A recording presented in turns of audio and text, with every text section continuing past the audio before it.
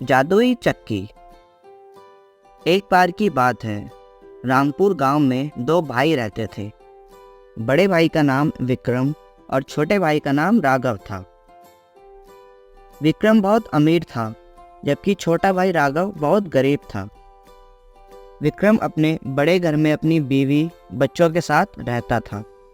उसके पास खाने पीने की कोई कमी नहीं थी, जबकि राघव मेहनत करने के बावजूद 2 समय की रोटी का ही जुगाड़ कर पाता था। वह अपने परिवार के साथ एक झोपड़ी में रहता था। विक्रम ने अपने माता पिता की सारी जायदाद अकेले ही हड़प रखी थी। उसने जायदाद में से अपने छोटे भाई को कुछ भी नहीं दिया था। दिवाली के दिन विक्रम ने अपने घर को बहुत अच्छे से सजा रखा था। उसके घर अच्छे अच्छे पकवान बने थे, जबकि राघव के घर खाने के लिए कुछ भी नहीं था। राघव ने ऐसे समय में अपने बड़े भाई से मदद मांगने की सोची। वह विक्रम के घर पहुंचा। उसने अपनी स्थिति के बारे में विक्रम को बताया और कुछ पैसे उधार देने को बोला, लेकिन विक्रम ने पैसे देने से साफ मना कर दिया। जिसके बाद वह खाली हाथ ही अपने घर जंगल के रास्ते से लौटने लगा। जंगल में राघव को एक बुढ़िया दिखी, जिसके पास लकड़ियों का गट्ठर था। राघव ने सोचा, यदि मैं इस बुढ़िया की लकड़ियाँ इसके घर तक पहुँचा दूंगा तो मुझे बदले में कुछ पैसे मिल जाएंगे। वह बुढ़िया के पास गया और उससे लकड़ियों को उसके घर पहुँचाने को पूछा, जिस पर बुढ़िया ने सहमति जताई। राघव ने अपनी स्थिति के बारे में भी बुढ़िया को बताया।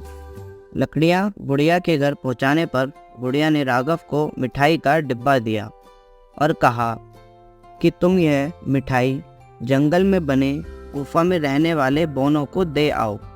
इसके बदले में तुम उनसे जादुई चक्की मांग लेना।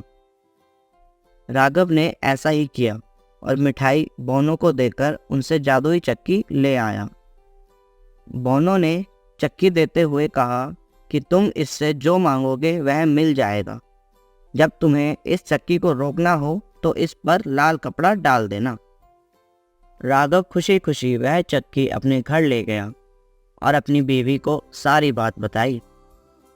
उन्होंने चक्की को ज़मीन पर रखा और अनाज, फल, सब्जियां मांगी।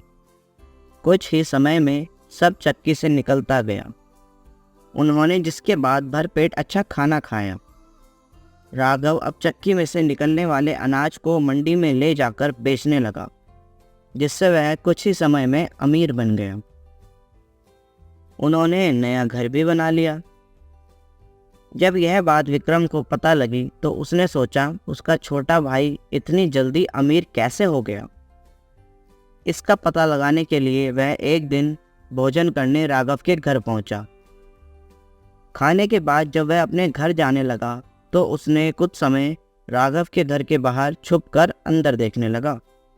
विक्रम ने राघव की पत्नी को चक्की से अनाज मांगते हुए देखा, जिससे उसको राघव के अमीर होने के राज के बारे में पता चल गया। विक्रम एक दिन आकर राघव के घर से जादुई चक्की चोरी करके ले आया।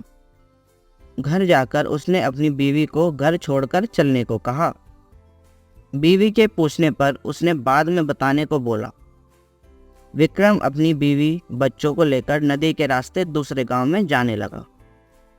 जब विक्रम नाव में बैठा था तो उसने अपनी बीवी को जादुई चक्की के बारे में बताया।